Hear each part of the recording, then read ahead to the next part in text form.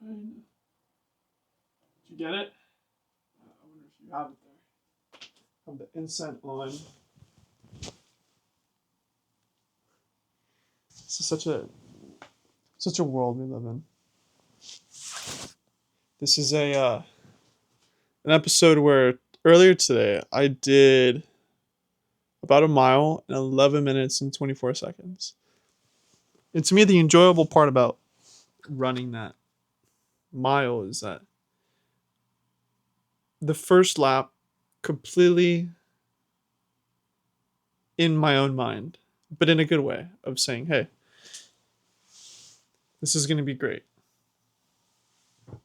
So then once the first lap was over, lap 2 was, oh wow, I feel really good. And this is the way I run because this is just as what it is intuitive to me. I got to the third lap and I realized that I had loosened up in a way, and I was probably 75% of the way done, and then I started to activate a muscle memory form of the knee drive, the toe flexation of just like scooting the foot as opposed to it being like heel, edge of foot, ball of foot, toe, push. I started to work it, and then the last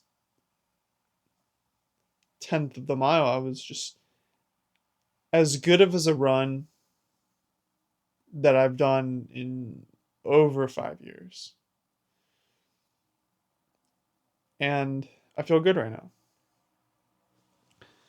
So good, in fact, that that feeling that I resonate with, I'm bringing over into this podcast session. And we're going to be talking about, I have here, what is shareholders theory, what are dividends, and what is marketing. And because I wrote it down, I might as well just talk about it just for a second. So shareholders theory is the concept that the people who have a stake in the company, not the people that work at the company, maybe they hypothetically do, but it's to say that the company works to make as much money as they can for the shareholders because they want to make dividends. So the way they do all that is by marketing. I was in a marketing class in college, and I asked the question to the marketing professor. I said, isn't good marketing knowing you haven't been manipulated?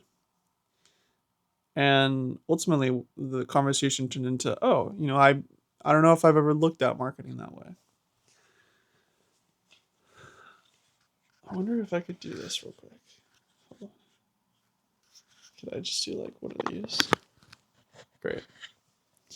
So then we get into dividends. And dividends is essentially the salary for stakeholders or people who have invested their money into the company. They're heavy investors, and the reason why they chose to invest is because they were offered a dividend, which is essentially to say that sometimes people have enough money to park in other people's bank accounts that they don't even want to put them in an actual bank. They might not even want to put them in a stock. They might not even want to put them in their own safe. They're just like, you know what? Here's all my money. Play around with it. But just so you know, you have to pay me a fixed amount, percentage wise.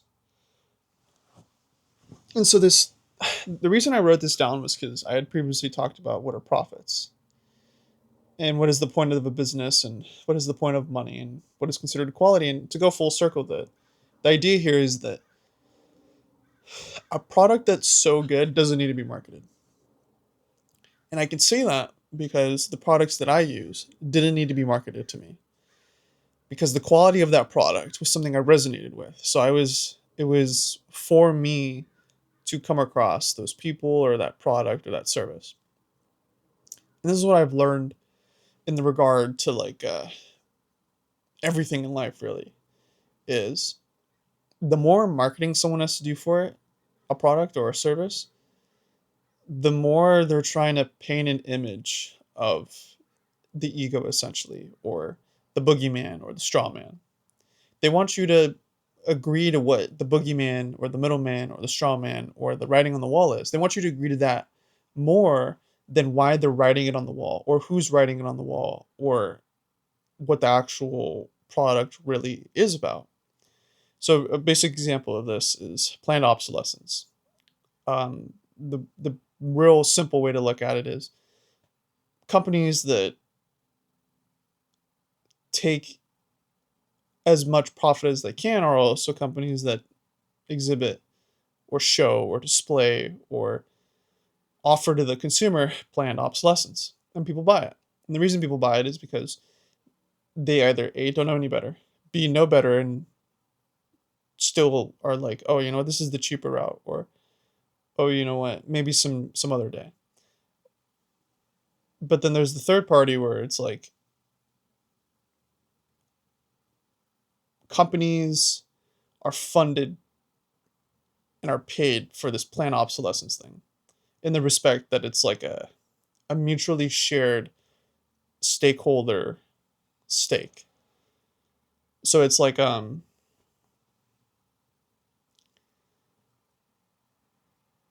don't know.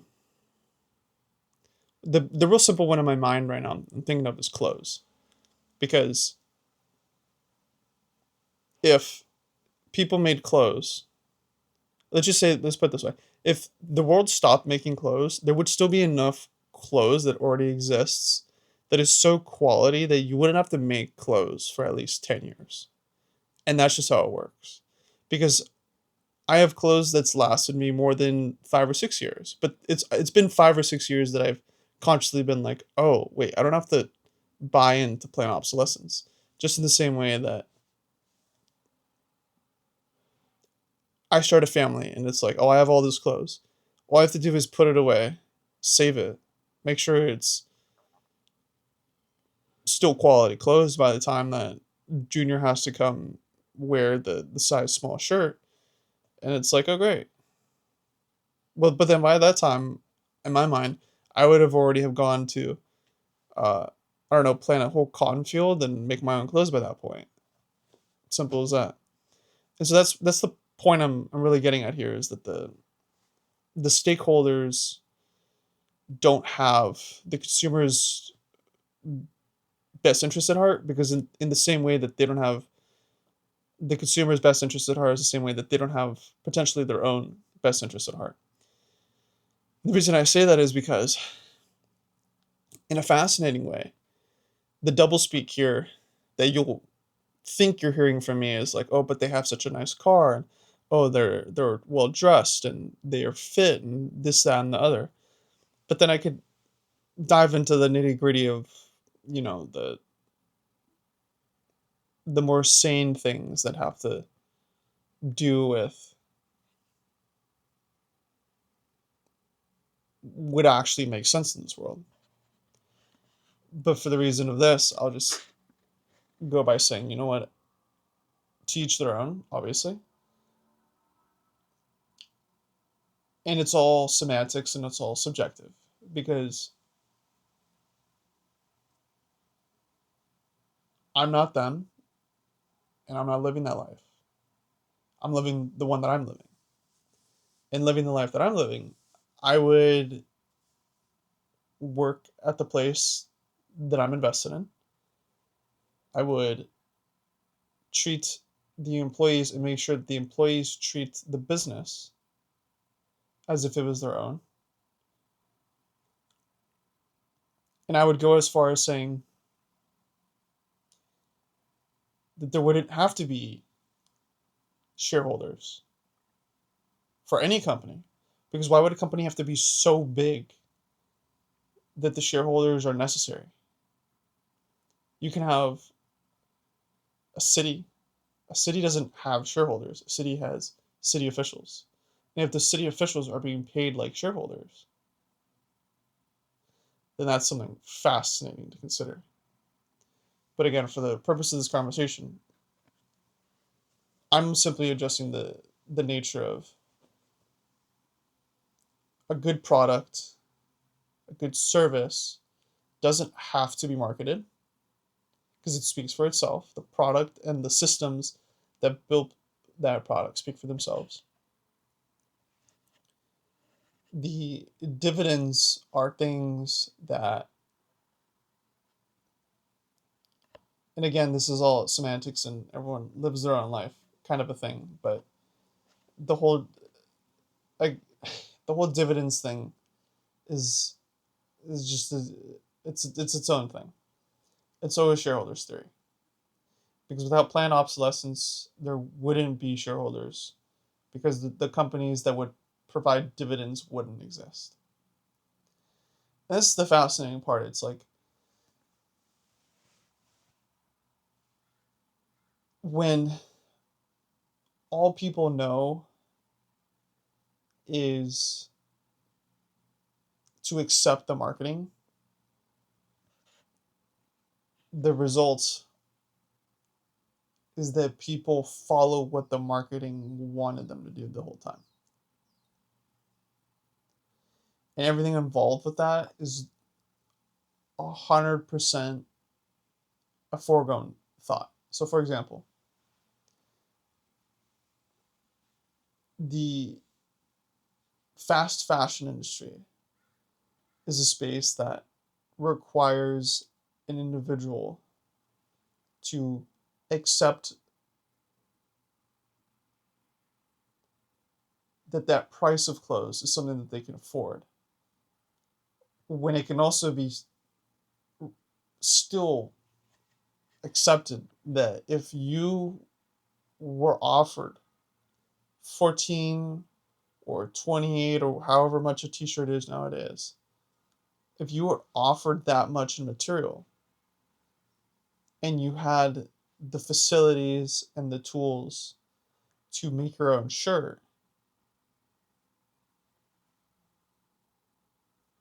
would you make your own shirt?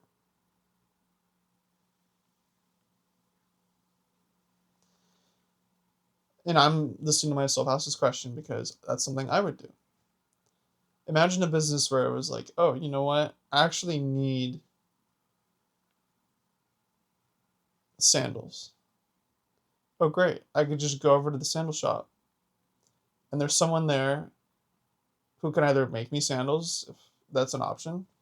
But if I wanted to make my own sandals, there was someone there who could step by step show me how to make my own sandals. All the materials were there, everything was covered. I could even customize it however I wanted to. But then the logical aspect of this is like, oh, well, how do you get the money to get the materials and build the tools? And that's a whole other rabbit hole in itself. But for the point of this, it's also like, oh, well, what free time in the day do you have to accomplish such a situation? And then again, it's just a whole other rabbit hole in itself. But again, to keep it as simple as possible, the whole idea would be that because someone understands himself enough to be like, yeah, I both deserve new sandals, but then I deserve to make them myself as a thank you to whoever harvested the palms and whoever created the cork. Because this is like a whole evolution on the small business scale.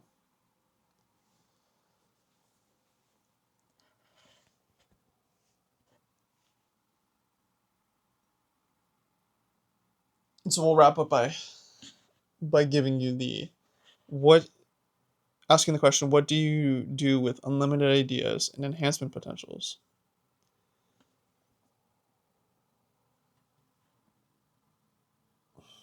And that's an interesting one because I sit here realizing, as simple as it could be, the nature of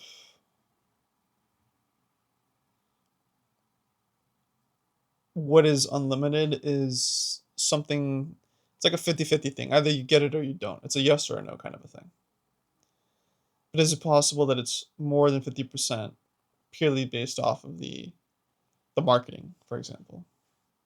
I guess hypothetically, right? But with unlimited potentials given unlimited ideas, it's a very honest, straightforward, and logical way to think about it and look at it. Yes. But what really is happening is, what do you do with them? I'll just give you my experience of all this. My experience of all this is taking it personally in the respect that the whole concept of parroting out the information but not really taking your own advice is like a very popular thing to do right now. So much so that I've done it.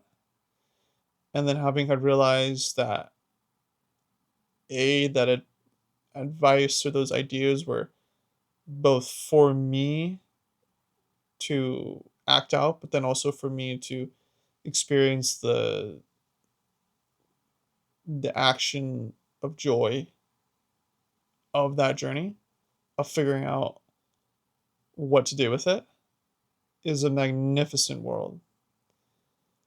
And so I come to say that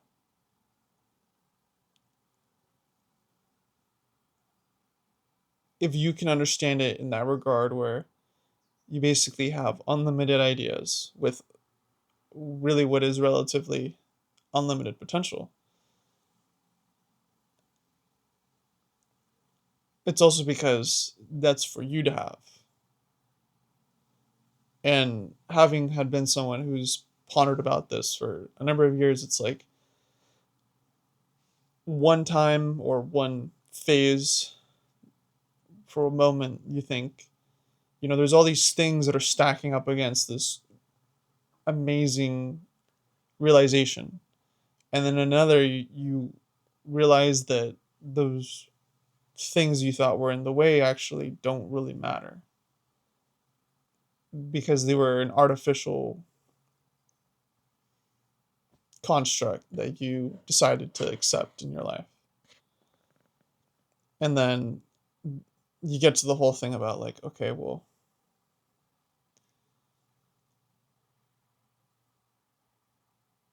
what kind of way of life is it where you're constantly and repetitively and redundantly both generating new ideas with unlimited potential, but then acting upon them and doing something about it? Well, the result is the same mental track as you sitting there realizing the thought, realizing the idea. And the reason it's the same is because,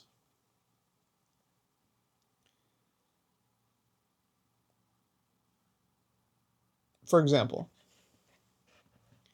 when you're a child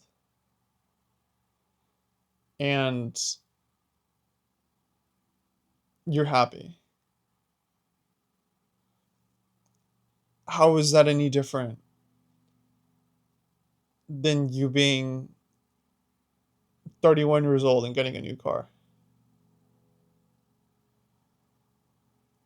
I'd say that the objective difference is that when you're a child, you don't need anything to be happy. You could just shift into that gear and then operate from that sense of happiness. And you find joy in your life. Just in the same way that you don't need the car to be happy. And I guess in a sense, why would you go and have a why would you go buy a car for the end result to be happy? I guess in a very simple sense, shouldn't I mean you should be happy to buy a car. You should be happy and then going to the dealership to get said car. Because the essence of saying, "Oh, I get to afford this car," and, "Oh, I deserve a new car is again all the same thing. It's all the same resonant feelings. Because ultimately I'll wrap up by saying this, like the other way as an example to look at this is love. There's no thermometer for love. And as I know that there's a variation of love that'll differ from your significant other to, say, a parent or a coach or a teacher. But how is any of that love any different from the love you provide yourself? And so, again, I could keep diving into this, but the oftentimes the love we give other people is the love we would love to receive, that we feel like we're worthy of receiving. But in an interesting way, we sometimes don't realize that we can provide that to ourselves. We hope that we're special enough to be people that are able to find friends or find lovers that can do that for us. And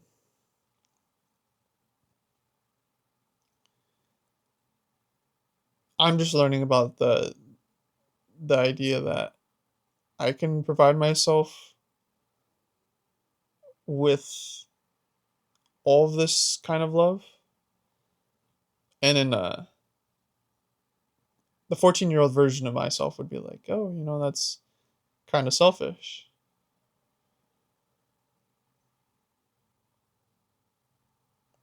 And I realize, well, if I know I deserve it, so it's not even an if anymore. It's more about I get to, and it's that time, and it's for me. Like all those trains of thoughts where I get to have it that way.